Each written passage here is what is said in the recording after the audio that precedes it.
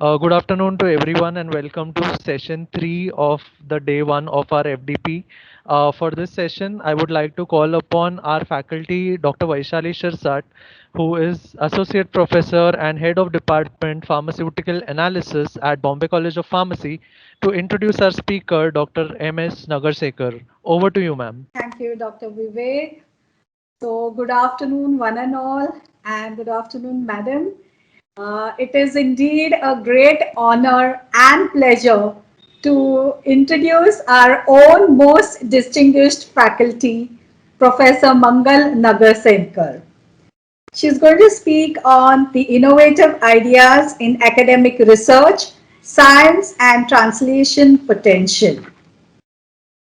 Madam is a distinguished educator and researcher with experience spanning almost 4 decades, and she continues to be the Professor Emeritus at Bombay College of Pharmacy. Madam completed her B.Pharm from University Department of Chemical Technology, Mumbai, which is now called as ICT, securing first rank IDMA gold medal.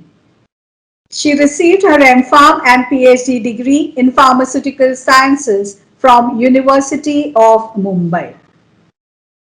It is so impossible to mention her every single accomplishment because there are lots and lots.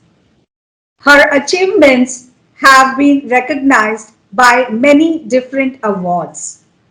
She has been a recipient of awards which includes Professor Mrs. M.R. Baichwal Visiting Fellow in Pharmaceutical Sciences and Technology in UICT, Amrut Modi Research Fund, Distinguished Researcher National Award, Association of Pharmaceutical Teachers of India, Dr. Mrs. Manjushri Pal Best Researcher National Award. I can say that the research students of the pharmaceutics department were very lucky to conduct their research work under her able guidance. And so was Madam to have such talented students. And because of which she has authored more than 100 research articles, which includes national and international review articles, 6 book chapters, and 2 books. She has more than 100 research papers presented at various national and international conferences to her credit and has been granted 3 Indian patents, 1 US patent, and 3 trademarks. She has research collaborations with University of Jena, Germany, University of Helsinki, Finland, GS Medical College, Mumbai, ACTREC, Navi Mumbai, IICT, Hyderabad, and CDRI, Lucknow. Her research is funded by various agencies like ICMR, DBT, CSIR, AICT, UGC, Lady Tata Memorial Fund, and AMRF from India, and by BMBF Germany, Academy of Finland, VLAIO Belgium, and Bristol Myers Squibb USA. She has successfully completed many projects for pharmaceutical industry. So it is indeed a very distinguished person that we have with us today, and we once again welcome you, madam, and the screen is all yours. Over to you, madam. Thank you, Vaishali. Thank you very much for kind introduction, and good afternoon to everyone. Uh, I am thankful to organizers for this invitation to speak with you all and also to share my experiences in academic research around which we have built good amount of science, I feel. So the topic of presentation and talk today is innovative ideas in academic research, science and translation potential.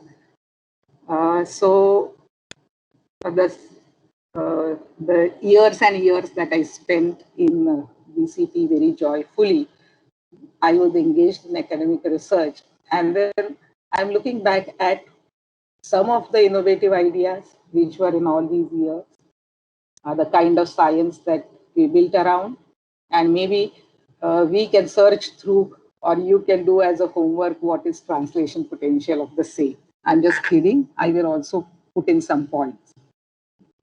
Although I know that since morning you have known more about translation research and innovation, etc., because these words are there in my title.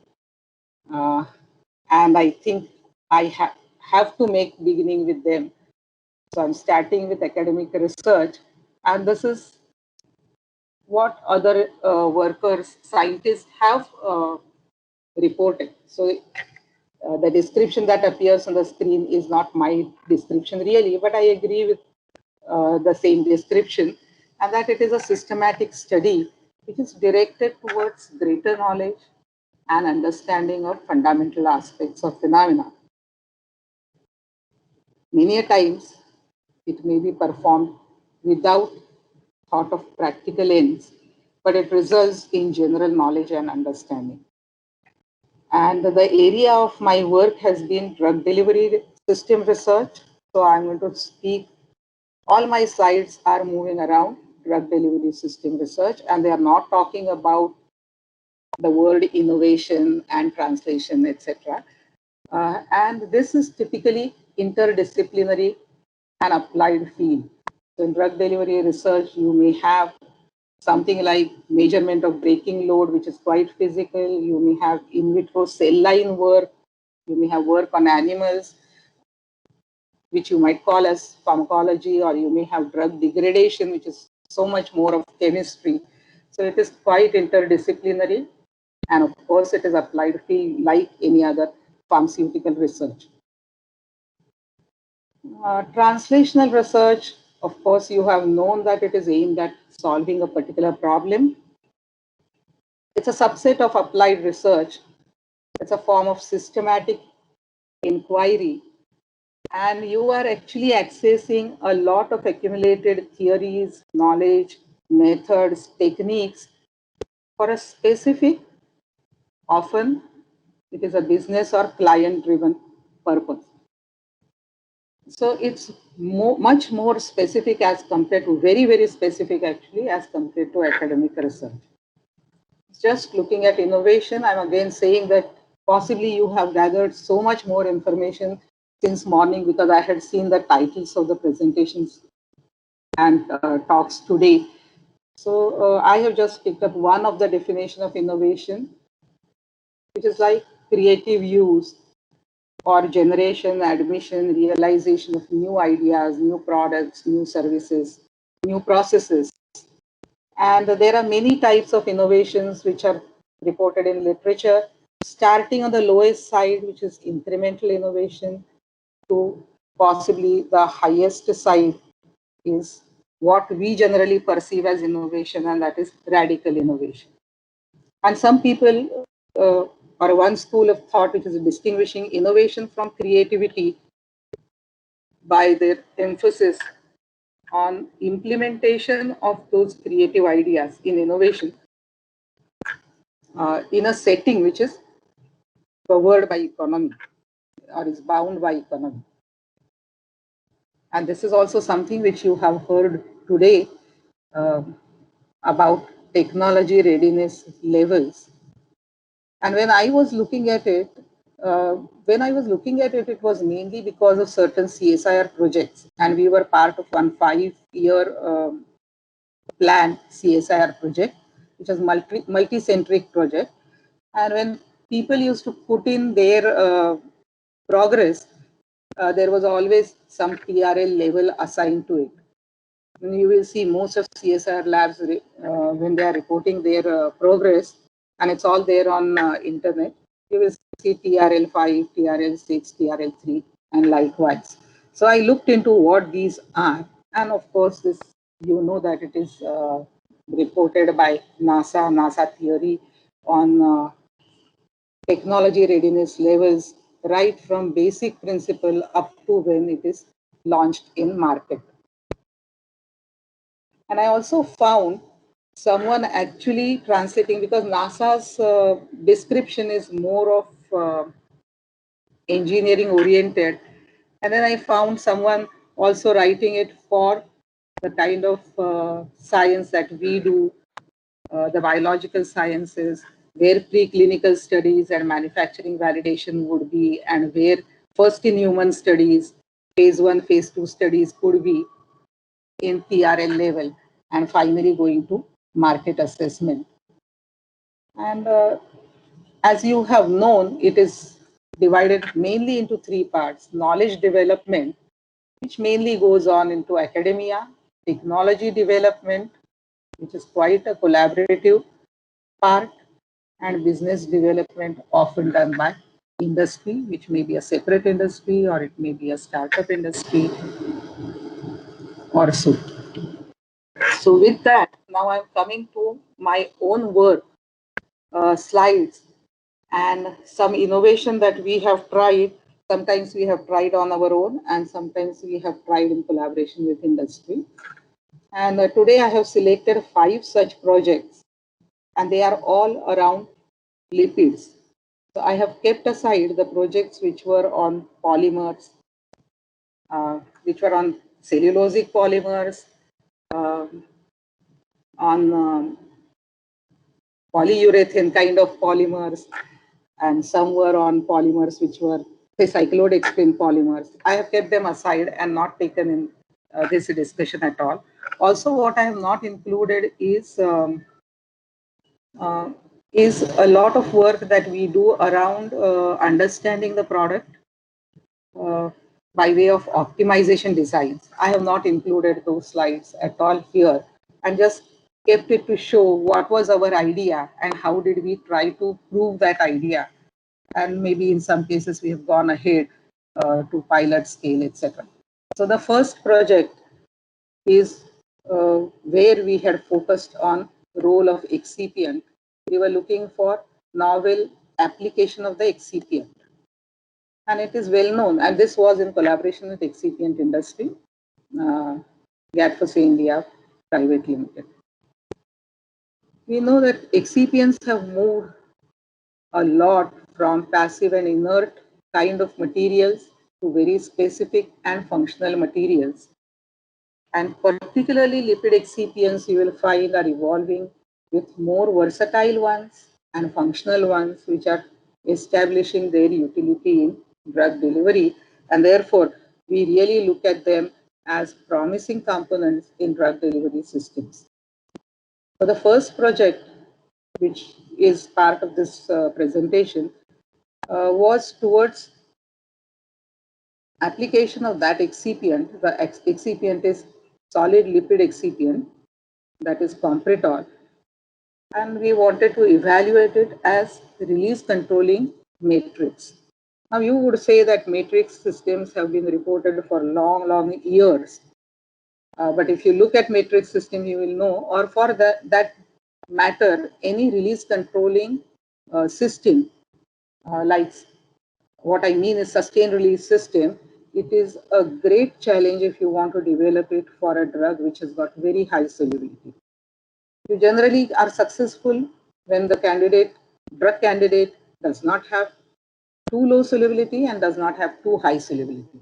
But we wanted to evaluate application of Compritol as a release controlling matrix for a drug of high solubility, and also to see that whether after we develop such a system, can the dissolution test work as surrogate for the in vivo work.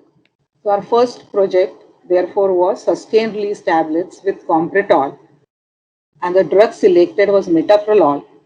Metoprolol is BCS class 1 drug, which is high solubility and also high permeability. Some information on Compritol: is chemically inert, it has IIG and GRAS status, generally regarded as safe.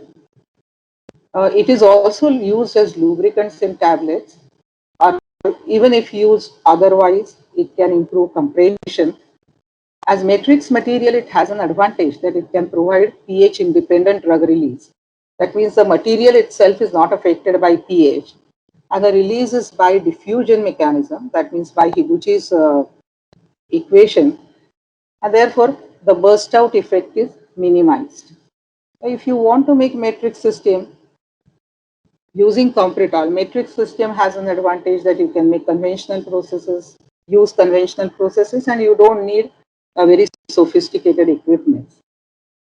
When you are making matrix system, usually if you have high solubility drug, you might go for high molecular weight swellable polymers which are hydrophilic like HPMC, HPC or sodium alginate, and sometimes also for hydrophobic matrices like waxes, Carnauba wax or microcrystalline wax. But when this project started, and project started way back somewhere in 2008, there was no report of Compritol successfully used for high solubility drug, although few examples appeared in literature, sodium ferulate, then ambroxolol, and theophylline. But all of them, in addition to Compritol, had to use some other polymer like ethyl cellulose or some other cellulosic material in order to control drug release. And what we were aiming at is using Compritol alone.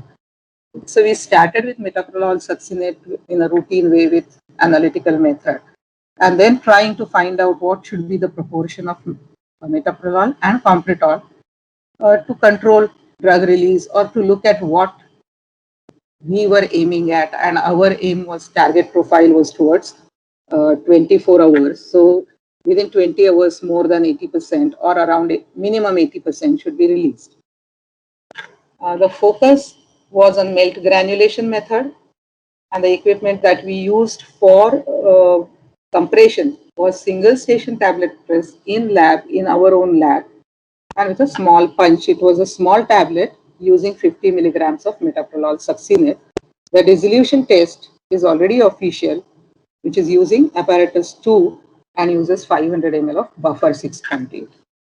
We found that when we use them in the proportion 1:2, is where here, the release profile that we got was good. Now this actually did not have many other things, so it was just a mixture to see the granules and a trial tablet, which was not really a tablet on run. Then around this, we did lot of experiments to look at, can we add MCC to improve tabletability? What is going to be its effect on the release profile? Can we in addition add binder? That means whether we can use a combination of melt granulation and also wet granulation in addition binder in order to improve hardness of the tablet. And we actually tried PVP and low viscosity HPC for this purpose. Can we try DCP? Whether we can use aerosol, Mucilin? Which method of granulation would be better? Now in this case, very clearly melt granulation provided effective sustaining. And because we were using Compritol, we also had to see whether the tablets would require a curing process. That means keeping at say 40 degrees for 24 hours and then checking release profile again to see whether release profile is getting modified because of this curing. And this is like looking at if in transit, if it's in storage, if temperature rises, if there's slight melting of the waxy material and there is influence on porosity, is it going to affect the drug release profile? But there was no significant change on drug release. And all this significant change that I'm talking is either by t-test or by F2 statistics. We also wanted to look at whether ethanol in dissolution medium, you will find this in USP's methodology, whether ethanol has any influence on drug release for sustained release systems, particularly because some of the polymers, their solubility is influenced by ethanol. But in this case, because Compritol is not influenced by ethanol, we found that ethanol 5%, 20%, 40%, these are the levels as they are indicated in USP's recommendations. So there was no significant effect on drug release profile. The drug release profile was influenced by compression force. And in our studies, which is not part of this presentation, we found that when we had a compression force lower than 100 kilograms per square centimeter, and when we had very high compression force of 2000 kilograms, then porosity was a lot different on the tablets. And this was possibly the only part which we found is significantly affecting release profile. If you look at the formula that we selected finally, it had metoprolol succinate, compritol, and MCC. Only 3 intragranular ingredients and only 2 extragranular for lubrication and gliding.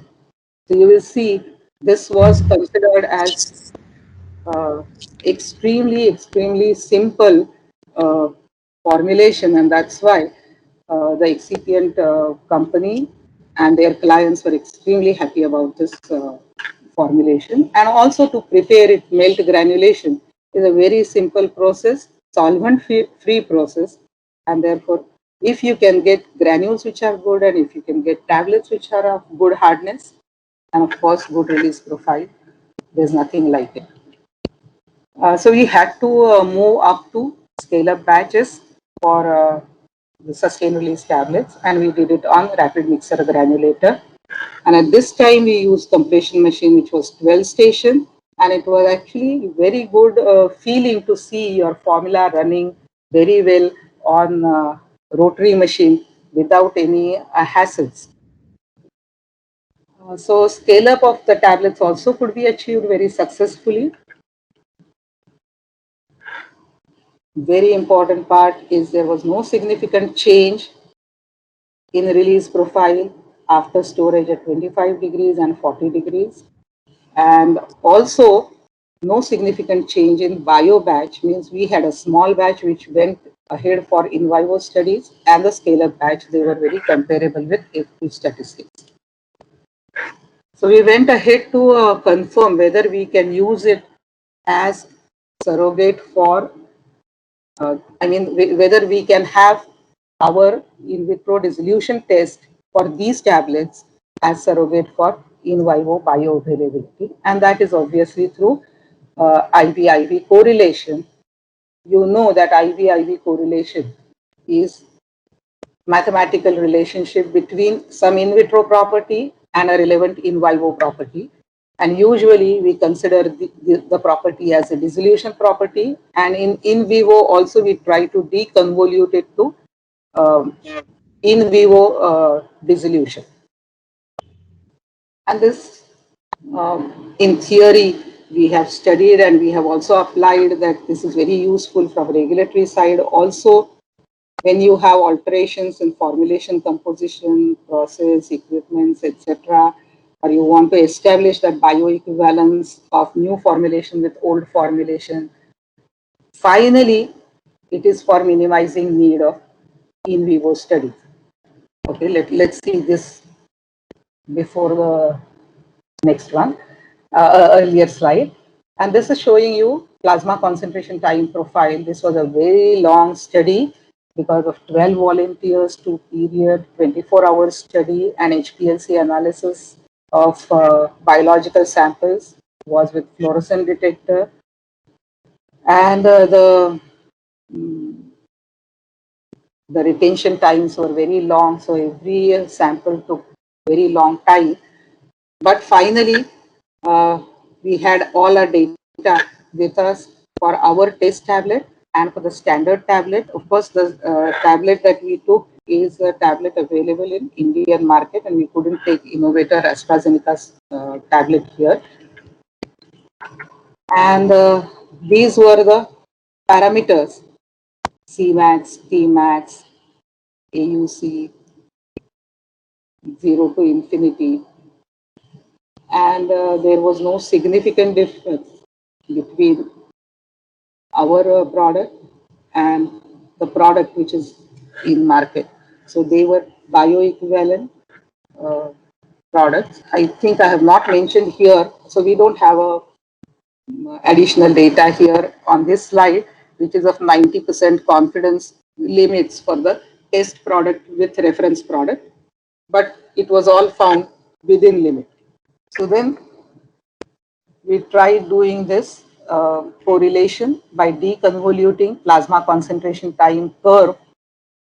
We used model independent Wagner-Nelson method, and I'm just showing you the mean values here of in vitro dissolution and in vivo dissolution, which we always say that we have fraction of drug dissolved in vitro and fraction of drug dissolved in vivo plotted, and we got a straight line with R square value, which was 0.9876, so which is a very good R square value, and that indicated that we have point to point or first level of IVIVC possible for this matrix tablet that we made of metoprolol using compretol as release controlling matrix. So it meant that we can use dissolution test as a surrogate very successfully for in vivo studies or for any change that may be made in formulation, possibly minor and medium level. So in conclusion of this part of the project, sustained release metoprolol tablets were successfully formulated by melt granulation using compretol as a release modifier. Release profile was robust. Now I want you to note, I'm saying it again, that we used compretol for high solubility drug. So it was possible to use compretol for high solubility drug, and we were able to have release profile in which less than 25% is released in first hour and more than 80% is released in 20 hours. This was a part of our target release profile. High correlation values were obtained from graphs of percent dissolved versus percent absorbed. That percent absorbed is percent dissolved in vivo. For our tablets, which we call here as investigational BCT tablets, and this indicated excellent IVIVC and also suggested that this test can be used as surrogate for bioavailability studies for this matrix tablet. So this was our first project, which I wanted to include in our presentation. The second one, again, is on excipients. And one of the excipient, or a series of excipient, because we actually did work on 3 gelusirs in this, as potential bioavailability enhancer for telmisartan.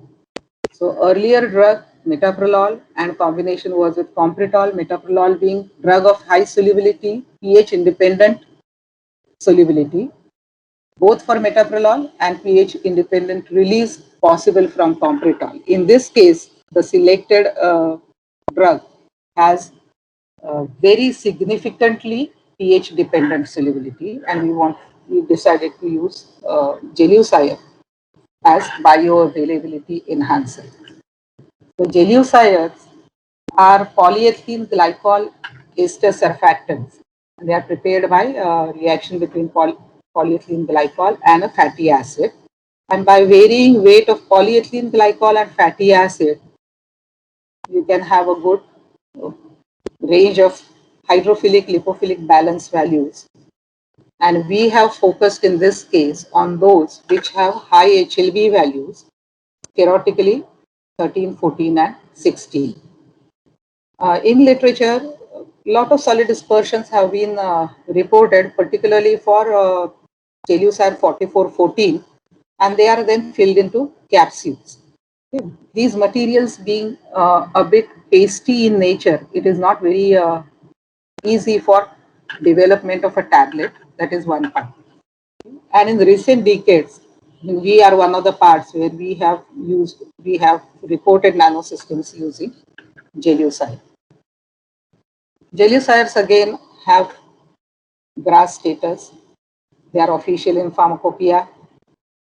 We focused on these 3 gelusir grades, 4414, 5013, and 4018, and then took ahead more of 4414 and 4816. These have some similarity to physiological lipids in terms of fatty acids that they have, the glyceride fraction that they have, and therefore there is more tolerability towards these ingredients. And these carriers have improved bioavailability of poorly water-soluble products.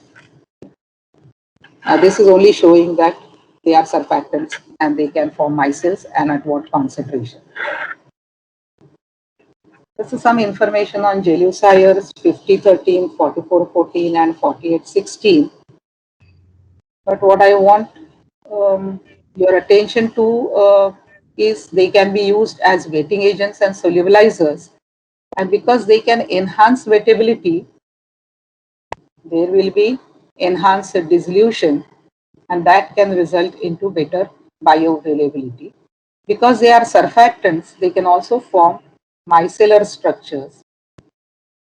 And in the process of preparation of solid dispersions or mixtures, if there is particle size reduction of API or amorphization, this also can provide towards better solubilization, dissolution, and then bioavailability.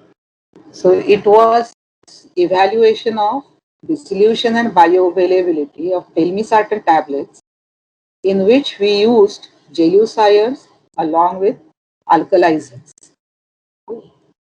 Telmisartan has poor solubility in the range of 3 to 8 pH. So it is soluble at extremely acidic pH and it is soluble at extremely alkaline pH. So we used alkalizers as microenvironment building materials and gelucires for whatever advantage that was mentioned on the slide earlier. So I am going to skip this slide, just mentioning that telmisartan is BCS class 2. It gets classified as low solubility because in the range of 3 to 8 pH it has very low solubility, but it has good permeability. And this was our method of preparation, was melt dispersion. And what you will see is we had alkalizer solution and we also had molten lipid, that is gelucire. In addition, we had starch paste, Avicel for making granules, and then extra granular materials, and finally taking it to tablets. So it was a combination of gelucire and alkalizer which was tailored for telmisartan or similar materials in order to provide a good release profile, and that is what finally was able to give us a US patent. This is granted only this year. So our dissolution studies were in USP type 2 apparatus, RPM 75, and analytical method for this purpose was UV spectrophotometry.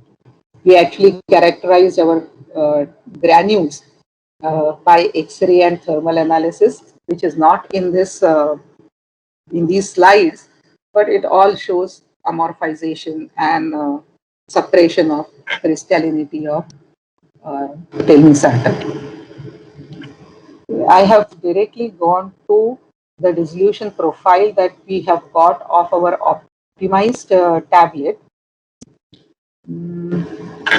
I think when I have copied this graph, one line which I can see now is miss. Possibly you are not going to see it very easily. There is third line. Two lines are seen as blue lines, and there is one line which is going like this, which is not seen clearly because it has become a white line. I don't know why. But you can see that this was our tablet, which is showing very good dissolution. Here the requirement, USP's requirement is not less than 75% in 30 minutes. So we were far above that. And the other two tablets which were there were telmisartan of Dr. Reddy's and Telma of Glenmark. And this is at phosphate buffer pH 7.5, pH at which telmisartan is not so soluble. Then we took it for a scale-up And in scale up, we had to actually optimize number of process parameters, equipment parameters, and I have concealed all those in the slide, writing some letters like T, X, U, etc. Just because this has not directly gone into public domain so far. But you will appreciate that this requires rapid mixer granulator, their speed, the time, impeller speed, when the chopper is to be started, what should be the chopper speed, etc. And finally, taking the granules and standardizing its moisture content, further drying, and then taking the resultant granules for compression. We actually prepared a number of batches. In this case, there was a lot of standardization required, and I think possibly we might have gone of about 10 experiments for this scale-up. And finally, I'm showing you only qualitatively our formula, one of the formula actually, which includes Gelucire 4414. It also included alkalizer, because I told you that even in our patent, this is a peculiar combination which is properly tailored. Microcrystalline cellulose, EVP K30, cross carmelose. We also used Compritol HD5 ATO as lubricant here, and we had extra granular dicalcium phosphate. You see Telma composition. This is also one of the composition, and this is what they have given in registration information. So, which is easily possible that they use alkalizer, they use povidone, they also use meglumine, which is for solubilization, lactose, cross povidone, and magnesium stearate. And this picture of our tablets. These tablets also ran very well on compression machine and were very good in their properties. What was good part here is these tablets that we designed, because of that peculiar combination, had almost pH independent release profile, although the drug has pH dependent solubility. So if you see, this is profile at 0.1 normal HCl of our tablets, which you see as BCP tablet here, and this is at pH 7.5. In fact, pH 7.5 has been the first test in USP for telmisartan tablets dissolution. In IP, for a long time it was 0.1 normal HCl, then shifted to pH 7.5, and now in USP, if you see, you will have test 1, test 2, test 3, test 4, wherein this will also be included as one of the tests. I think test 2 possibly, this medium. But this is as an example, it is shown that another tablet in market, Telma, which contains meglumine, dissolves very well at pH 7.5, but not so well at 0.1 normal HCl. It has very good bioavailability. It is also one of the generic product in US market. So that means it has gone through US FDA and bioequivalence, but which means that dissolution at this pH is also giving, is definitely giving good bioavailability, but its solubility profile in 0.1 normal HCl is not so good, whereas we have pH independent solubility. And I'm just bringing your attention to the fact that USP today now puts 0.1 normal HCl as test 2. Of course, in that also, this will not pass really because of low dissolution. And similar is the case for Micardis tablets, which is innovator product, for which the profile in 7.5 is also very good, and is also innovator product, means one of the reference product for all bioequivalence studies otherwise. Okay. But the point of showing is those which had meglumine are not able to give pH independent dissolution profile. Those without meglumine, only with alkalizer, and we had used Gelucire, we were able to attain this, and this was maintained even at pH 4.5 and in biorelevant media where pH must be around 5.5. So pH 1.2, pH 4.5, pH 7.5 and pH 5.5, everywhere we were able to get almost a similar release profile. If you see the bioavailability studies that bioequivalence studies that we did, 15 volunteers, 2 period. This was 120 hours each period, each run, because of longer elimination half-life of telmisartan tablets. And they were bioequivalent. There was no statistical difference in the parameters. And yes, here I have the data which I was talking about earlier for earlier tablets, that 90% confidence interval for test product.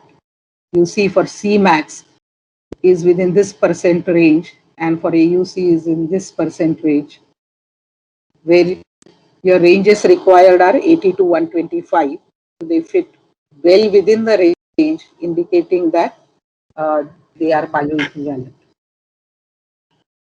So in conclusion of the second project, where the novelty was combination of alkalizers and gelucire together to provide pH independent release profile and also to provide bioequivalence with marketed product.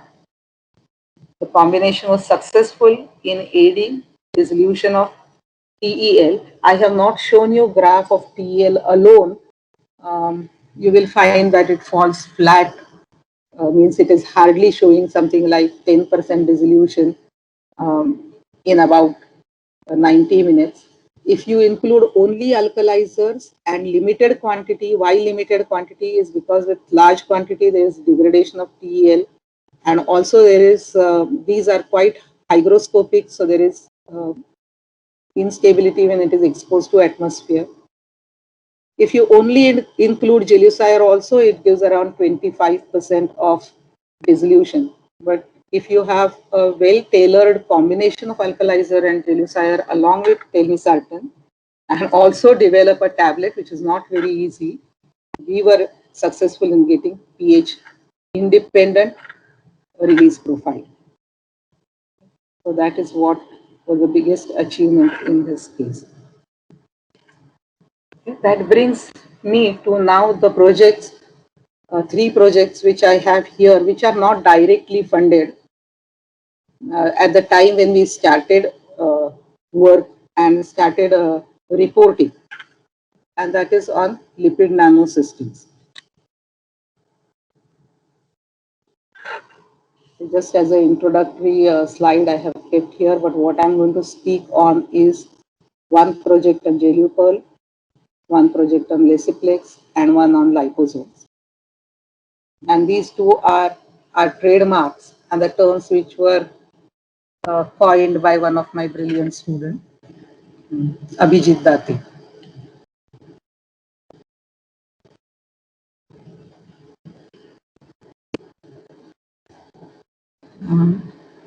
Commonly used lipids in nanosystems and their advantages, mainly towards compatibility, also because they are softer materials, and enhancement in bioavailability through different mechanisms.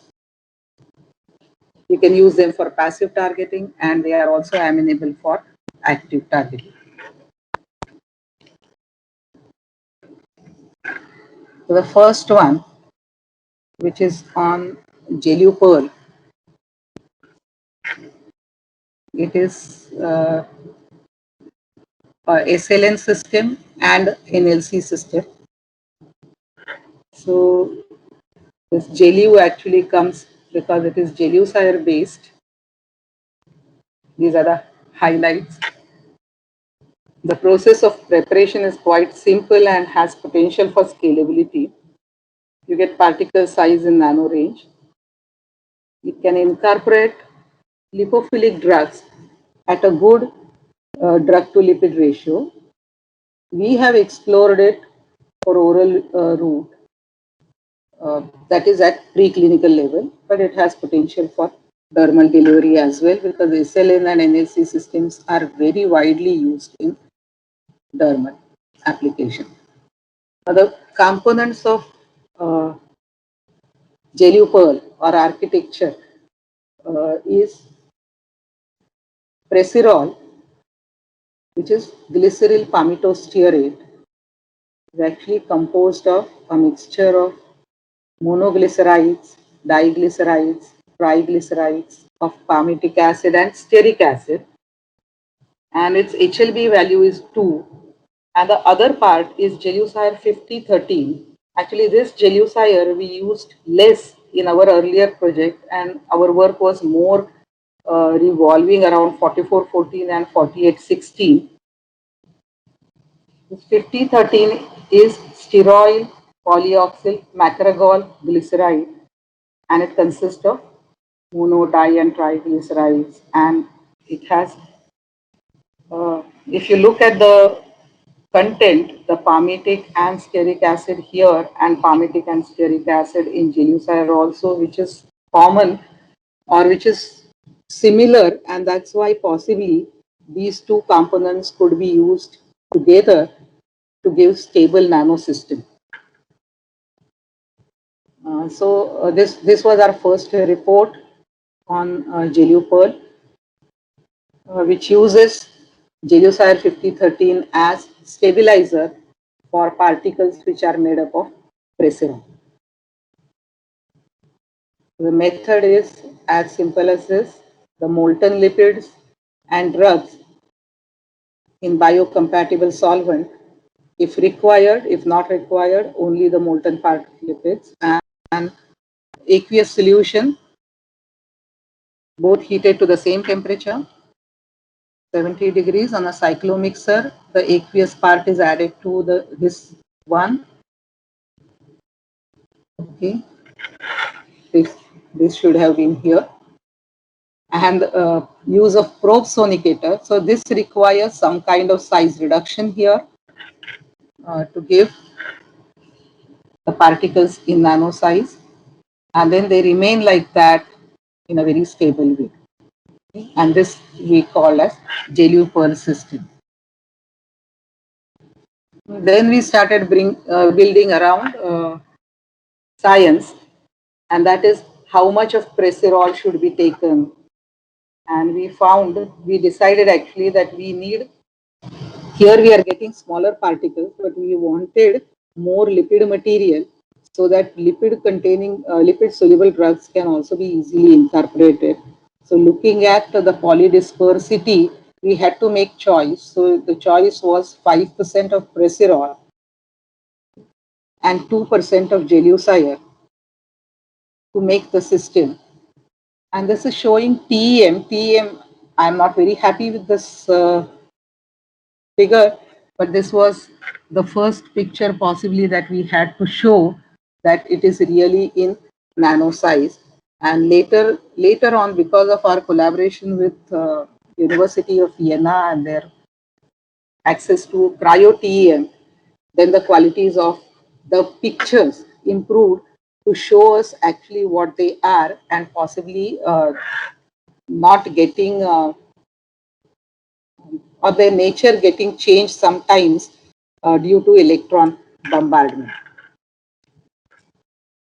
So we tried also addition of liquid lipid to this, because you all know, at least those who are working in pharmaceutics, they know that if you include liquid lipid, your chances of drug loading are also high, and your chances of stability because of defects that are already created and inhibition of crystallization is much better. So we actually evaluated a series of liquid lipids, that is oils, to use into NLCs. And if you really see, maybe Migliol would have been better, but we settled on Capriol because of its solubilization potential for many drugs. So we decided that we will use Capriol despite of slightly larger size and slightly higher polydispersity index, and they tried adjusting the concentration of capriol in Presirol. And here we found, at least though size was around 200 nanometers, we found that polydispersity index was very good. So we settled on 20% of capriol with Presirol 5% for our all initial experiments. Now this slide is actually showing you thermal behavior which was studied by DSC of mixture of Gelucire and Presirol against Presirol alone and Gelucire. And if you will see, there are many melting endotherms. There is a first heating curve and first cooling curve and second heating and second cooling everywhere. And this is mixture which is showing less number of thermal events as compared to what you see in Presirol and Gelucire together, indicating that the interaction between the two is suppressing polymorphic transition of both the components. This is a very gross type of inference that you can have, but which is a very correct inference. So it's actually because of separation of polymorphic transition, you can anticipate that once loaded, the drugs will be retained in the particles, and because this is not moving towards stable crystal form, or because there are not too many polymorphs there, so the expulsion of drug and stability of particles is expected to be much higher, and that is what we found actually in Gelucire physical stability studies. Then, as a part of our evaluation, we decided to entrap into Gelucire anti-diabetic drug, repaglinide, and then evaluated it for OGTT and anti-diabetic efficacy in rats. We had only 3 groups. One group was control, one was given drug suspension, and one was given Gelucol. And we had 2 studies, OGTT studies in what you call in normal rats, and these were in diabetic rats where diabetes was induced by streptozotocin. And this is showing you the results of in vivo studies of this first part of Gelucire study, Gelucire project, in which the particle size was 230, entrapment of drug was 90%, the drug was repaglinide. And you can see here OGTT study means oral glucose tolerance test. So in this case, it is only after giving glucose in normal rats where the drug was administered. You have to see that at 30 minutes, 60 minutes, 90 minutes, and 120 minutes, how the glucose level is getting controlled. And the shaded bars are for Gelucol system, and the colorless ones are for drug suspension. Now the size of particles here, of course, was in microns. It was less than 10 microns, but the size was in microns. So you can see that percent decrease in blood glucose as compared to the basal value, of course, in that animal. You will see that it is much higher, so much higher efficiency of Gelucol system in OGTT cells, OGTT test, 30 minutes and 60 minutes indicated by this asterisk, whereas here it gets almost equal. On the other side, in diabetic rats, you see the Gelucol is showing consistently higher activity, means percent decrease is higher in every case as compared to the drug suspension. However, when we are looking at P less than 0.05, this is showing significant higher activity, and this is not showing, although apparently you can see it, that possibly is a result of not possibly, it is the result of high standard deviation on both sides, that it doesn't show here, but you can distinctly see the mean values are far higher in this case. So what we found is when they were entrapped in Gelupal system, they are actually giving improved activity, which is related to improved bioavailability or improved absorption of the drug when it is administered as Gelupal. And this was second proof with a drug with, I shouldn't call it drug, with a agent active quercetin. And I have included this because this is like curcumin. Everybody wants to work on quercetin, but quercetin is a very difficult molecule like curcumin. It has very poor solubility, high dose, poor intestinal absorption, poor water solubility, poor oil solubility also. So although it has excellent utility in the sense, it has a range of activities, right from antioxidant, anti-metastatic, anti-apoptotic, but because of this, there is a difficulty in delivery, and the point was whether nanosizing and putting it in Gelupal system is going to improve efficacy. So we have similar studies which were built around. So I'm not going to go through, and would only say that we decided on the basis of number of experiments that quercetin percentage would be 0.2%, and then we would use lipid as 6.25%, and which liquid we will use and what percentage we will use, because what we prepared was SLN system, which is only with Presirol and Presirol with liquid lipid, which was Lavrafil, but I've forgotten the variety, I mean the grade. And here, this is what I was talking about. Now, when we are doing some science and we want to know whether when we are making this system, is quercetin staying with the system or it is separated and forming its own particles. We try to see by microscopy as well as by other studies. So this is now cryo-TEM study as against the earlier one. Now this is showing that the particles are quite discoid, spherical. This is interpretation by the expert there of University of Vienna, who really helped us a lot. And these two are actually of NLCs where liquid lipid is added, and he has marked where you can see liquid lipid. And we were quite surprised because we thought that this is going to be very well homogeneously mixed with solid lipid, and we were not thinking that we will see liquid lipid anywhere like this.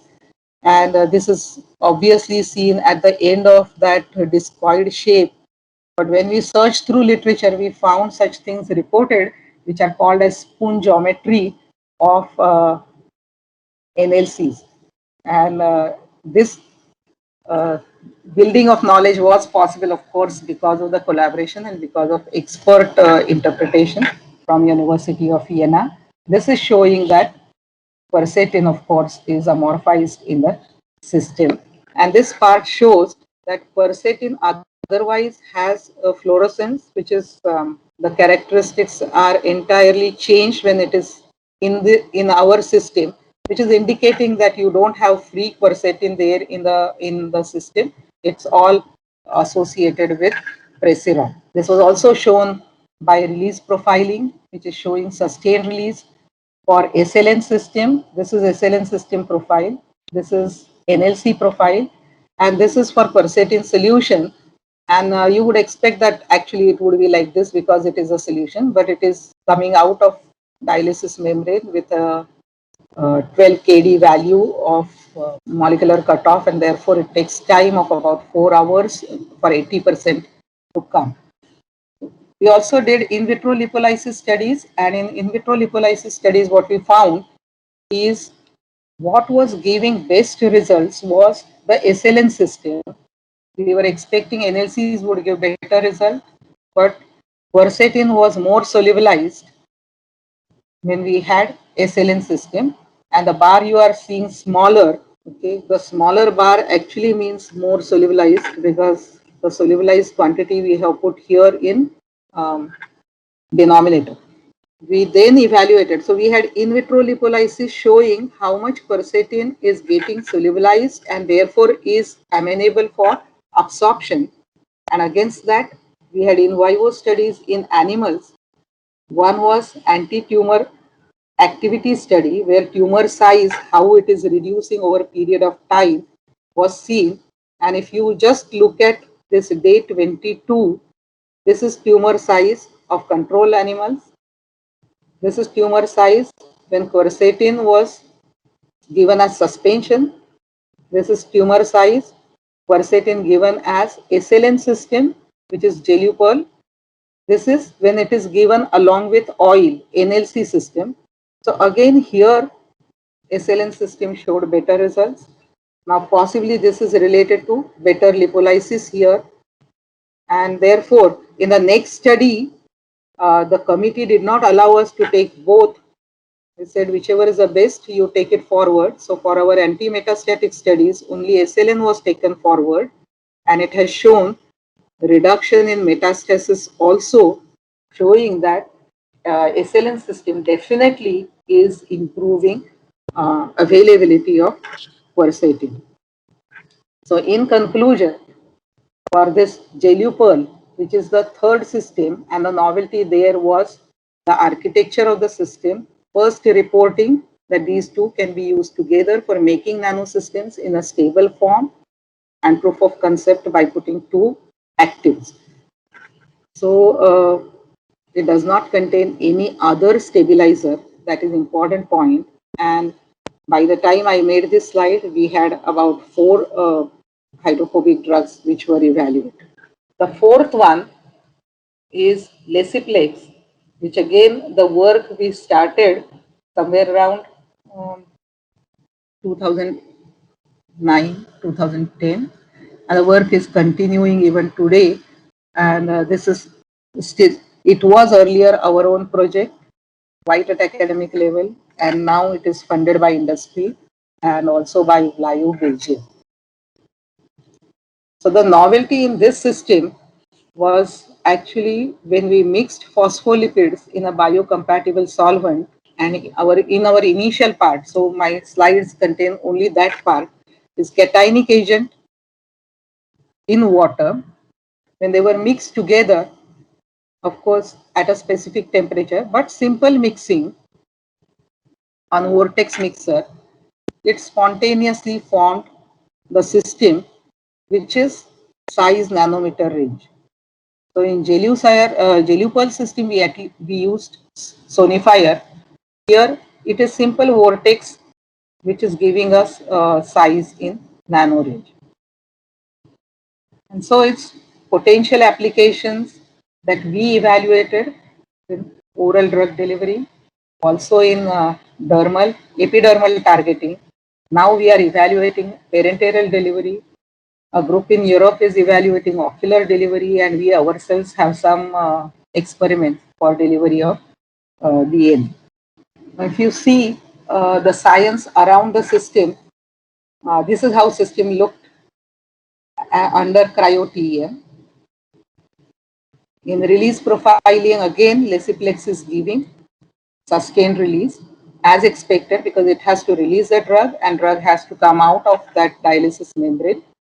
And this is quercetin solution, because what we have done here is for evaluation purpose. Quercetin is loaded in the Lesiplex. You can again see that fluorescence pattern is changed, and a very good science that you can see here in SANS study, where you have a scattering vector against scattered intensity. This system is blank phospholipid dispersion, means it doesn't have that cationic surfactant, only phospholipids, and going through the process. It actually gives a very characteristic type of, this is also called in SANS Bragg's peak. So this is indication of multilamellar system. And the red one is only cationic agent and that is in solution, that means in water, and above its CMC, critical micellization concentration. So this particular one is characteristic of micellar solution. It's not just looking at it, but also by treating the data and finding out what is the decay constant of these, on the basis of which you come to the conclusion whether it is micellar or it is multilamellar, or these two are actually with monotonic decay constant of -2, indicating that this is a unilamellar system, and this is actually validated by cryo-TEM, that you can see it is a unilamellar kind of system. This green one is Leciplex containing quercetin, and the black one is Leciplex without quercetin. So even with quercetin, it is showing a similar pattern, indicating that quercetin is incorporated in the Leciplex system. And you also don't see anywhere quercetin around here. So it is a very homogeneous type of vesicular system, and that was actually a good inference or conclusion from SAN study as well as from cryo-TEM.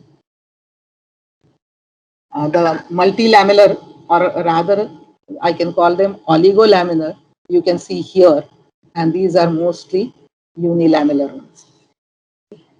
We also evaluated it for dermal route of delivery to see whether they are really successful in epidermal targeting, whether they can remain in skin for a long time. And this is actually showing you concentration of Leciplex in epidermis after 8 hours, when that of liposomes is much less and drug solution is also less. This is liposomes and this is drug solution. We also evaluated silibinine, idobunon, azelaic acid, and there are many more drugs which are under evaluation even today. And this is also showing oral route of delivery drug. No, this is quercetin, so active, which is loaded in Leciplex, given orally. And, when it was given as suspension, you can see this is a flank model. So the tumor here, and the Leciplex doesn't mean that the tumor is entirely gone. This is also after 16 days, but it is significantly smaller. So that is showing utility of Leciplex system. We have quite a few publications on Leciplex system. We have here 1 and 2, which is actually showing all basic studies that we carried out on Leciplex system. This is a brilliant publication where we found that Leciplex formulation retains anti-cancer activity of the cationic agent. Some of the cationic agents that we used, they had activity against head and neck cancer. So when it was formulated into Leciplex, Leciplex retained that activity, but Leciplex formulation specifically was much more tolerant to normal cell. This was a study carried out on cancer cell lines and normal cell lines for cationic agents and their Leciplex formulation. And we found that Leciplex formulations were better tolerated by normal cells, but they retained their anti-cancer activity on cancer cell lines. So that is actually discussed, and the mechanisms in this particular paper. Whereas this paper was in collaboration with the University of Vienna, showing that Leciplex has epidermal targeting. And because of this collaboration, we were able to use human normal skin, which they had a tie-up with plastic surgeon, which could be used. And they had a very good standardized apparatus for tape stripping, by way of which we could really have stratum corneum separated, rest of the epidermis separated, dermis separated, and the drug which was quantified within them, to show finally that Leciplex is remaining in epidermal area for a very long time. So that brings me to the last innovative project that we have, which also has spanned over more than 10 years, and that is hepatoliposomes, or liver targeted liposomes for targeting to hepatocytes. And it is known that liver has about 80% of hepatocytes, and hepatocytes have asialoglycoprotein receptors, and these receptors are reportedly overexpressed in tumor. Now they combine with galactose and galactose containing molecules. So we decided that they could be a good target, the asialoglycoprotein receptors and therefore hepatocytes. And when it is targeted to asialoglycoprotein receptors by receptor mediated endocytosis, the drug could be delivered to hepatocytes for action. This was the research idea. And to make it work, we decided to make hepatospecific ligands and put them into liposomes. So the ligand had a hydrophobic part with or without spacer. The spacer is not seen here. It is just like a line which you see on this side. Okay, it has just vanished from here. And the head group that we are going to attach, which should remain projected on the surface of liposomes when this hydrophobic part is anchoring in bilayers. And this head group then is expected to go to the receptors, combine with it, and then deliver the drug to the cells. So we started this study by attaching those head groups to cholesterol and then extended it further. So we had it with cholesterol, then with palmitoyl chain, then with steroid chain, and with behenoil chain. The reason being, we found that when we were trying to do that work with cholesterol and palmitoyl binding with, the ligand with galactose, that is a monomer, we found that head group, you have to just look at the green bars, the head group which were exposed to outside, which in this case calling as solvent exposure, was only up to 40%, not more than that. And we were told that in this MD simulation, that you should get a better exposure to solvent, which means more on outside. So actually what we were thinking is we should have a spacer here. So for cholesterol work, actually we had a spacer to see that this head group should come outward. Then we thought that if we have palmitoyl and steroid and the chain length increasing, possibly it would work. But even for 22 carbon long chain, then I was told, and this is a word that was used, that it also kinked and the head group kind of is dipping inside and there is low solvent exposure, solvent accessible area. So then what we thought is, instead of using galactose, the hydrophilicity part of that head group should be enhanced. So we should use a molecule which has got higher density of hydrophilicity and higher density of galactose, it means. And so we selected a polymer.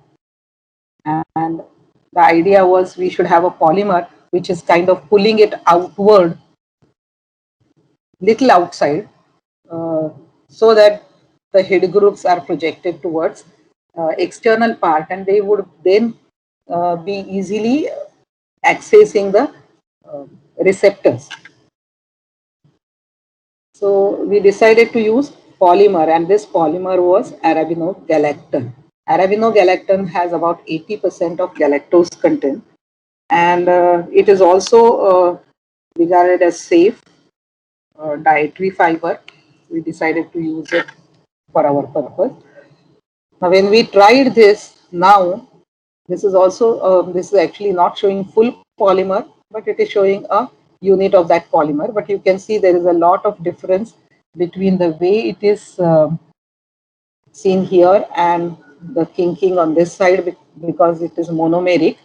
And in this case, the green bars were very small, but when we used polymer, you look at the green bars, they have grown taller, which means that accessible solvent accessible surface area, which is called here as SA for the plot also, has increased, which is meaning that we have these groups outward quite accessible to the solvent, and therefore amenable for combining with or interacting with receptors.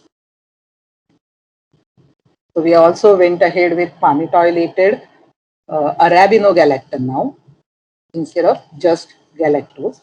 And we made liposomes for all these ligands using a method which is known method, reverse phase evaporation method. And we loaded doxorubicin in these liposomes. So phospholipids, cholesterol, and the ligand, this PAG stands for polysaccharide associated. So which means that without ligand, you can call it like a conventional liposome, and with ligand, it is polysaccharide guided liposome.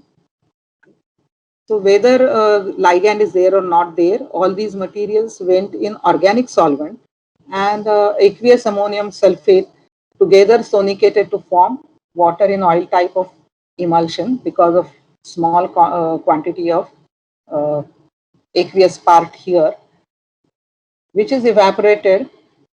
And of course, when you are evaporating it, the solvent goes off, and when the last traces of solvent are there, it is like a gel. And when all those traces are removed, you actually get that the gel collapsing into a liposomal dispersion. The drug was added now by remote loading method, which is also well reported in literature. That is also a great innovation in loading method. So we have DOX loaded, either conventional liposomes or DOX loaded polysaccharide guided liposomes. The first thing, now what you can see here on the next slide is what has happened to bilayer thickness when we have anchored that ligand into it. So in conventional liposome, the bilayer thickness, this is by Sands study again, and by again beta treatment. The bilayer thickness was these many angstroms, and you see some change because of ligand, which is actually one test stating that some changes happen now when we have incorporated ligand into these liposomes. This is showing the cryo-TEM. Size was this much. Polydispersity index found both on Malvern. Okay, entrapment efficiency of DOX greater than 95%, and drug loading 0.18%, which is equivalent to what you see in Doxil product. These were conventional liposomes, no ligand. These are with ligand, and this is a DOX loading. The DOX loading is being shown as some precipitated DOX inside, which is very characteristic of DOX loaded liposomes. But otherwise, the morphology, the surface part of the liposomal product was seen quite in agreement with what is there in literature. This one is again a study. We have a battery of study actually to see, to confirm that or to validate our research idea. So now we have said that the galactose containing units are outside. What we try to do is look at a lectin RCA 120, which is known to agglutinate with galactose on surface, means actually it is with galactose. It is a very specific lectin for beta D galactose. So we have incubated that with ligand containing liposomes and without ligand liposomes, and you can see the absorbance of without ligand liposomes is much smaller as compared to what you can see for ligand containing liposomes, which is indication that there is galactose outward accessible for the lectin to agglutinate. This is showing in vitro cytotoxicity studies, and it is on HEPG2 cell lines, which are specifically known to overexpress glycoprotein receptors. And I want you to see only here the central one, which is at 1 micromolar concentration of DOX. You can see that DOX solution itself has cytotoxicity, which is well known. This is conventional liposomes showing more cytotoxicity. These are conventional liposomes containing 1% of ligand, liposome containing 3% of ligand, and liposome containing 5% of ligand. So you can see that the ligand containing liposomes have successively or incrementally more effective because of ligand with which they were able to go to theoretically to the receptors where they would be endocytosed, and doxorubicin is acting on the cell. To look at whether it is selective or not, there were another cell lines used in the study, which were colon cancer cell line, breast cancer cell line, and lung cancer cell line. And you will see that if it was conventional liposomes, more or less similar cytotoxicity, more or less similar percentage of viable cells. These are negative for the receptors, and only HEPG2 cell line, which is blue bar, is glycoprotein positive. So now if you see for the ligand containing liposomes at 3% and at 5% level, only blue bar is affected towards reduction, and rest of the bars are not affected that way.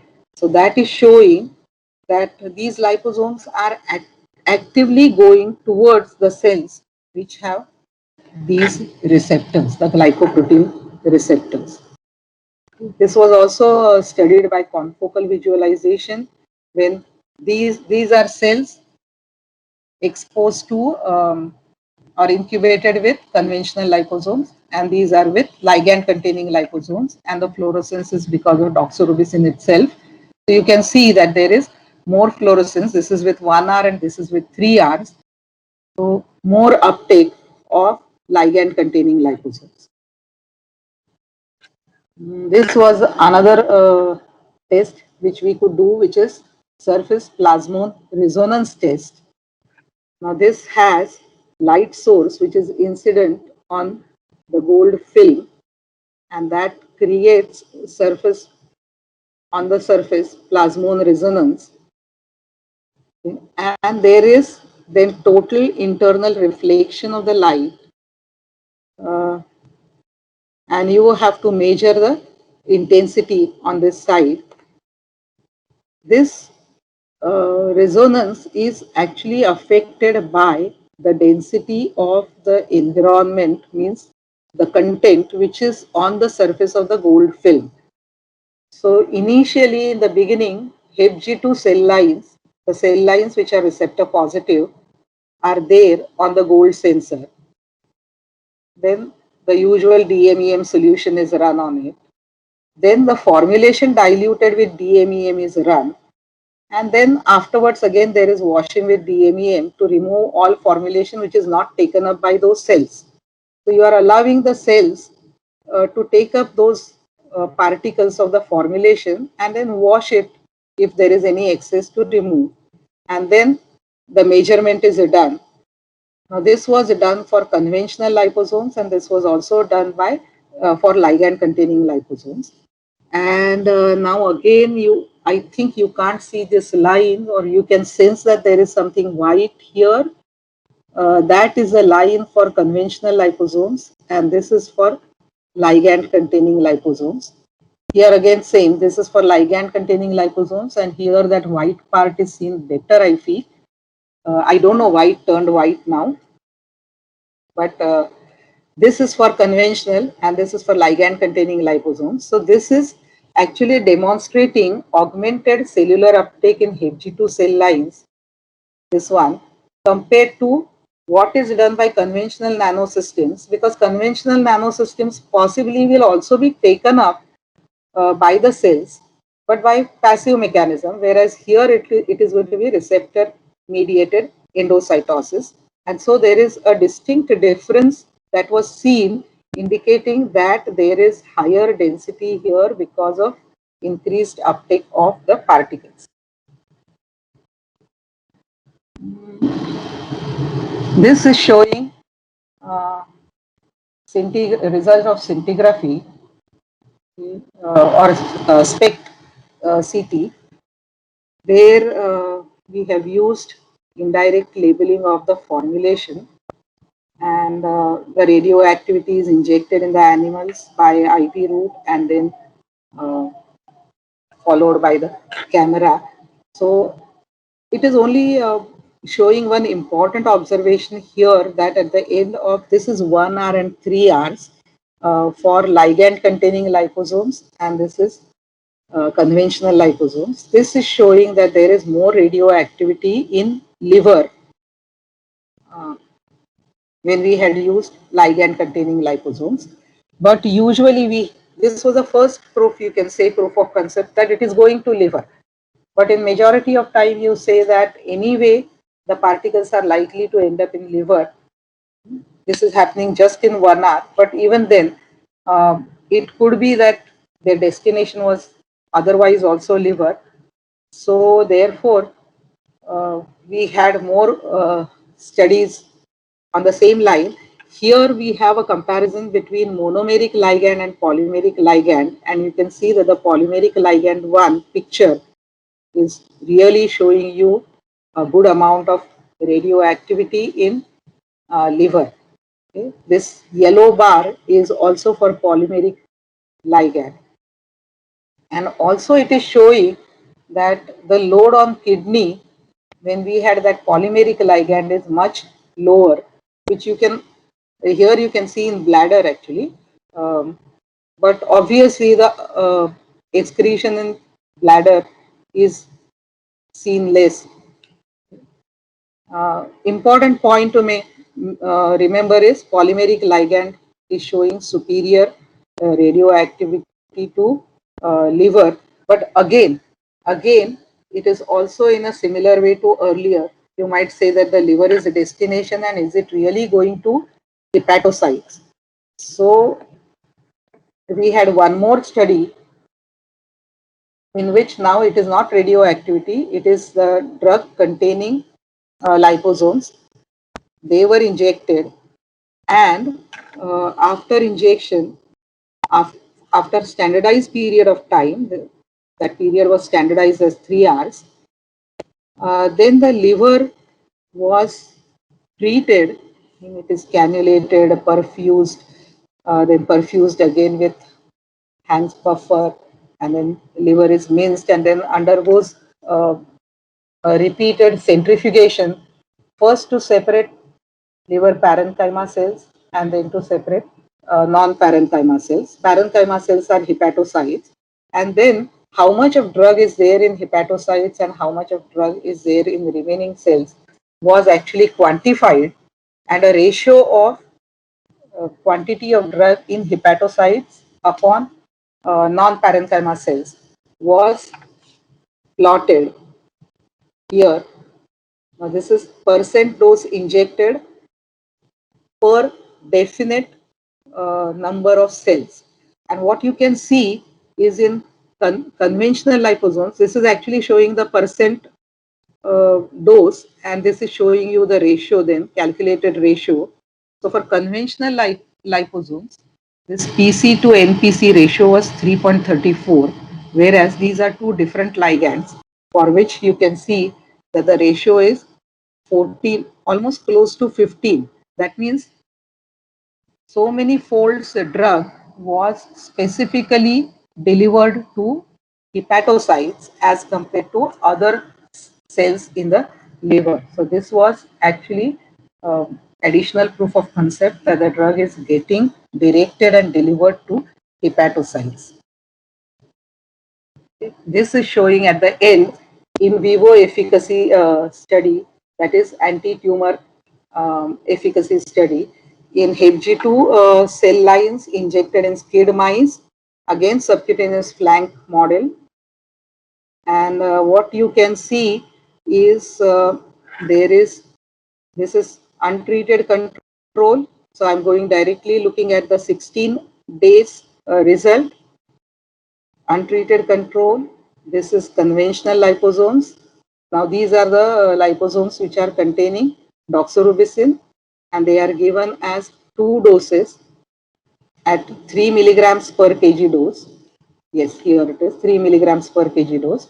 So this is conventional liposomes, which is more effective than untreated control. Then you have ligand containing liposomes, where ligand content is 3%, and ligand containing liposomes at 5%. You will see that both are more effective as compared to conventional liposomes. So in conclusion, it says, I would say, for the study so far, that we designed the ligand, we could establish that it was specific and it was active in vitro cell line studies. It was going to liver, it was going specifically to hepatocytes, and it was able to control the tumor size in HG2 cells injected in mice. So at preclinical in vivo efficacy studies also. And because these are 2 hepatocytes, so therefore we also evaluated them as a next project, whether it will be able to be effective at liver stage of malaria. I'm not going to speak more. I have just 2 slides here to talk on this. But the point is, you know that most of the drugs that we have, except primaquine, acting at blood stage of malaria, but the relapses are because of liver stage. So we were looking at whether this liver targeting can be really explored as effective strategy for combating malarial infection. And this is in vitro study in HG2 cell lines which were infected with Plasmodium burgii sporozoites, and then they were incubated with formulation, and it was counted whether these parasitic forms were effectively abolished by the drug delivery. Now here we have actually used agent dicoquinate and not primaquine, but the standard is primaquine here. So you can see that in control, the exoerythrocyte forms area or number is very high, whereas when primaquine is used in this in vitro study, means the primaquine is used for incubation with these cell lines which were infected, you will see that exoerythrocyte much less number or less area. But important point is these were our ligand containing liposomes with dicoquinate. They are almost erased the exoerythrocyte, the parasitic forms. You can see in both number and area. So they were extremely effective. And also in animal studies, when one of these liposomes were given with dicoquinate at 6 milligrams, 2 milligrams, 0.5 milligrams, you can see that there was no blood stage malaria, but in control, it was seen right from 4th day thereafter on, all up to 10 days. Whereas here up to 10 days, 100% negative for blood stage malaria. So they were very effective in delivery of this agent. Now here we actually tracked by blood stage malaria, but therefore then we decided that we should look at liver load of RNA, which is corresponding to Plasmodium burgii, and we found that that RNA load was also abolished when we used our ligand containing liposomes for drug delivery, and that is all described in this paper on functionally engineered hepatoliposomes combating liver stage malaria in a single prophylactic dose. Okay, this was a great collaboration. this was part of that 5 years CSIR plan and a collaboration with then CDRI Lucknow. So finally, I am coming to the same part is where are our projects in this chain, and I am not saying at what point they are, all these 5 projects, but I'm only saying that if you really want them to move successfully, then at this level you need good facilities for your project, you need good funds. If you don't have those facilities, then you need collaborations the way we had with uh, national institutes or international university, and finally some industry where you are going into business. And in all this, on our side, we need those curious minds, young enthusiastic students to work, and a great rapport with guide.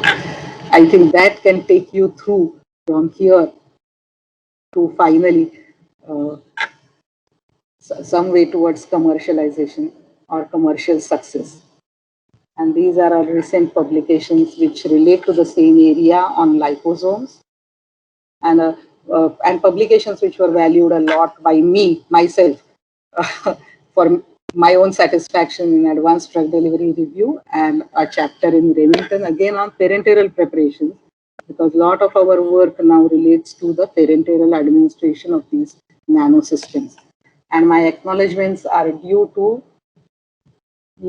Dr. Rajiv Gude from ATRE and Dr. Jagtap from my friend from Bombay College of Pharmacy, GATFOSA team, Dr. Nabil Farah, Dr. Bambarkar, and Chanda Kapadia, who was part of GATFOSA at that time, Professor Alfred Farr, with whom I have long-standing collaborations at Germany, Professor Alex Bunker at University of Helsinki, my acknowledgement to ICMR, BMBF, Academy of Finland, ICMR, AMRF, and GIPL for the part of work which is described on these slides, and also to research fellows Abhijit, Pankaj, Shilpa, Ankit, Sanket, Vivek, Meenakshi, and Megha, and I might have missed some, maybe by oversight.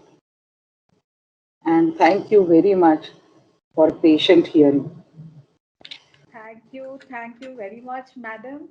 That was absolutely a very, very informative session, a commendable, extensive research work, and I would say a brainstorming guided research work and a collaborative research work done by you and your team. So Thank you, Vaishali. thank you so much, madam. The participants have few questions which they have asked and would like to know more details about it.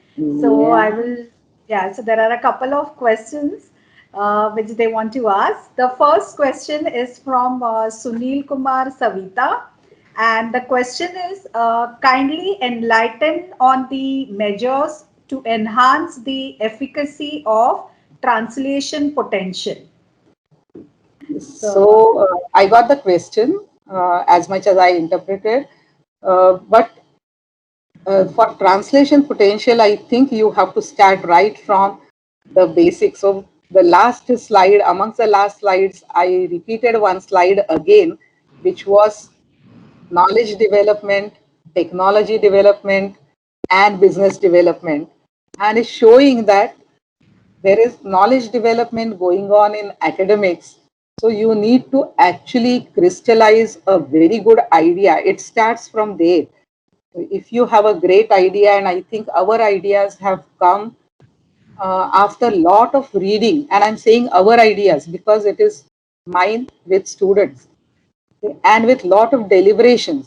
So I feel more you read, more you think, more you can imagine, and you can come to a very good idea. You have a very good idea, then of course, not always you have funds uh, or the testing facilities. So when we started doing liposomes, we actually didn't have a way of looking at what we have made. And in our college, there wasn't Malvern or photon correlation spectroscope. If at all, we have had it in nano size, because I remember for one of our students, we were using extrusion method. And then for some time, we were looking under microscope every time. And then we said, okay, after this, we are not going to see it, because after this, it is going to be smaller. And I remember that somebody came at that time for demonstration of PCS. So he took our samples on PCS, and we were so excited to really see that they were in nanosize. But you need those facilities also. And today you have a lot of funding opportunities with which you can get those equipments. So you need the idea, and then you need equipments, you need other facilities, infrastructure, you need people constantly working on it. And somewhere this is a age of collaboration, So you cannot have all facilities with you. So you have to collaborate with others, and finding collaborators is also one kind of, it is also a task, or some activity, which if you want to do successfully, you have to give your own tries. But I have been actually approaching people, and sometimes people have approached me. And also there is lady luck, which has to be with you maybe, but collaborations are actually important in these days. And in collaborations, then you have industry also. But it is like you have to speak about your idea and convince people. That is also a part of taking it ahead on this chain. Yes, madam, totally agree.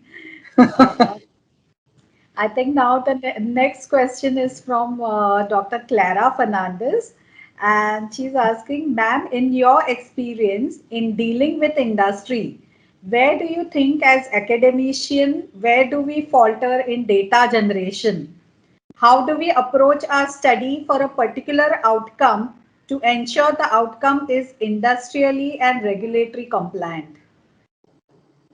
Well, very good question, Clara. But I will tell you, how much ever we have tried to be foolproof, whatever data we had generated on our own, industry always had more requirement for it, because they work in a different pattern for regulatory requirement.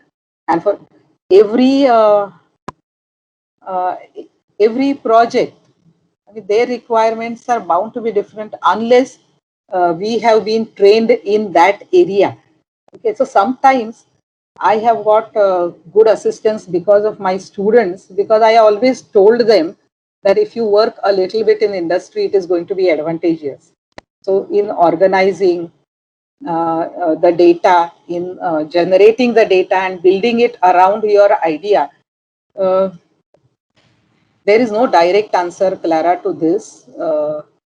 Maybe I can say you do as much study as possible, and you keep on reading the requirements of regulatory agencies, and it is going to be case specific also. But I agree with you that there is a gap, and I have found that how much ever we have studied and we have given the data, as an initial part, when we were talking to industry, they always said that this is too less and we want a lot more. Yes, madam. Yes. Okay, we have another question from Kalpana Kushwaha. The question is, liposomes provide issues with respect to scalability. So, which methods provide better scalability in production plant? Okay, this is, I am also going to answer this question based on my reading. So I would say that to some extent, reverse phase evaporation method is a good method, and our usual method of liquid film hydration, everybody knows, has some limitation when it comes to upscaling. But as compared to that, reverse phase evaporation would be a better method, particularly when you have water soluble drug molecules and you want a good loading and you don't have remote loading possible. If you have remote loading possible, you can always go to some solvent injection method to make liposomes, which are right now not containing drug, and try and load drug later on by remote loading method. But you have, I think, almost always the best methods have been using with solvents, and in industrially also the liposomes which are there, they also use some solvent method for initially making liposomes most of the time, and later on they build around it by addition of drug in whatever way they are. So I would actually say that if you look at the slides that I was showing, Lesiplex is actually a vesicular method, vesicular system, and when we are also making use of biocompatible solvent. But industrially, the solvent that they use may not be compatible in the way I am saying, because I don't want to remove that. I don't want that step of removal of solvent, because most of the time it is ethanol which is used, and then you have a method for removing excess of ethanol and to see that ethanol content remains within limit as prescribed by regulatory agencies. But most of the time solvent based methods are going to take you to a better way of scalability. We have one more question, madam, from Deepali Satpar. She says, how can we protect out innovation and work before commercialization, that is prior getting the trademark? I am not an expert actually in the area of trademark and patents. I would say that whatever we have tried to do, we've also tried to do as trial and error method. Okay. So when we were working on Gelucire and on Lesiplex, before we published, that means we already were working for more than 2-3 years. We applied for a trademark and we published subsequently. Wherever we have applied for patents, we have actually started with the idea and some initial work was done and we had some confidence. We have applied for provisional patent. But our US patent has been really a kind of long battle and experience of examinations and explanations and arguments, and there was a lot of assistance provided by company also. But I think you have to start early on protection. That is all I can say. Yes. You have to start early on it. Yes, madam. And I think even Dr. Vivek wanted to ask something. Dr. Vivek? Ma'am, I see Alka ma'am actually has risen her hand. Yes. So, Okay. Okay. Yes. yeah, So, yeah, can you unmute her? Yes, Dr. Alka ma'am, Mane. yes. Madam, as always, excellent presentation. I had just a small thing that all along about lipid-based nanoparticulate systems, the thing with the industry has been scalability issues, production challenges. But in this pandemic, we have seen suddenly the amphotericin liposomal preparation and your mRNA vaccines are also lipid nanoparticulate based. So, is it now that the time has come where lipid-based nanoparticulate systems have finally found their place in the sun, and industry is not going to shy away? Otherwise, they were restricted to a very niche area. So, your observation on that, madam? I'm also equally happy when I started reading about these vaccines, because Ambisome has been there in the market for a long time, amphotericin B liposomes, and for systemic fungal infection. And with many doctors in the family, actually, I have known that Ambisome is used for systemic fungal infection, which we don't actually see so often. But I have seen that those people who are working in cancer area, I mean, I'm talking about doctors and patients, and the patients with chemotherapy becoming more susceptible for many more infections, often requiring antifungal agents and amphotericin B liposomes has been actually the preparation of choice. And we ourselves actually worked on generic of amphotericin B liposomes, and we were successful up to lab scale, and we actually handed over that to the company, and whatever part of company they couldn't do it again because of their own problems. But I'm saying that Ambizome has been actually a very good product, although now we hear more and I mean it is more in publicity It is in now. the news now. If I It is use, now in the news. yeah, It was never if I use that that much. word, and Yeah. that is because of mucormycosis now, which is so much associated with some patients who have had corona. But I also realized when I started reading about mRNA vaccines, and the one which is coming especially from BioNTech, that is Pfizer BioNTech collaboration. And I was in Germany when this started, and I happened to meet somebody who was from BioNTech, and then he was telling me that it is liposomal. I mean, it is actually the advisor who is advising that company. So he told me it is liposomal product, and I was actually elated, saying that yes, finally, it is True, actually true. seeing more and more application. And then Yeah. I'm reading so many more vaccines are actually on the way. Actually, they have been there. It is not that they were not there, but now they are so much more in use. True. Right, True, madam. madam. Yeah, Thank you, yes, I madam. agree with your observations. And I actually, that makes me happy, Alka. Yes, madam. Sure. Okay, so I think there are many more, but due to time constraint, I think we'll stop with the questions here. And I thank you, madam, for actually, giving such an informative session and presentation, and bestowing us with your presence. So thank you once again, and over to you, Dr. Ujjwala. Thank you, Dr. Vaishali, and thank you, Nagasankar Madam. Your talk is truly reflective that innovation lies in the heart of academia, and universities they can generate high quality of intellectual property on a larger scale. Now, in today's time, we have witnessed the power of innovative ideas in academia. Covishield, that is a collaboration of Oxford University and AstraZeneca, which resulted in COVID-19 vaccine. So without exaggeration, Nagasankar madam, I'm confident that the participants have been motivated, Thank you. inspired, Thank you so much. in-depth research in drug delivery field. Thank you very much indeed. In the gratitude of your kind words of wisdom, our research scholars and our security staff, Mrs. Prerna, she has planted a sapling of Project Parijat in our lush green BCP campus. So, Saurabh, could Oh, you please? wow. Yeah. So this is really appropriate for you. That makes me so happy.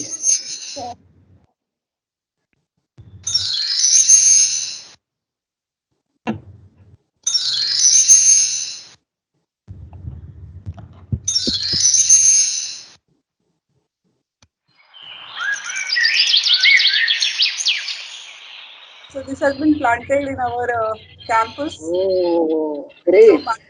when the college, when you start coming to college, then please do visit and see. Yes, sure.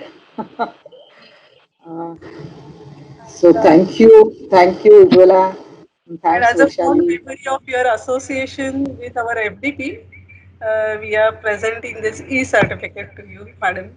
Thank you. Thank you once again. Thank you very much. Thank you Yeah. all for patient listening. Thank you for all interest that you have taken and raised questions.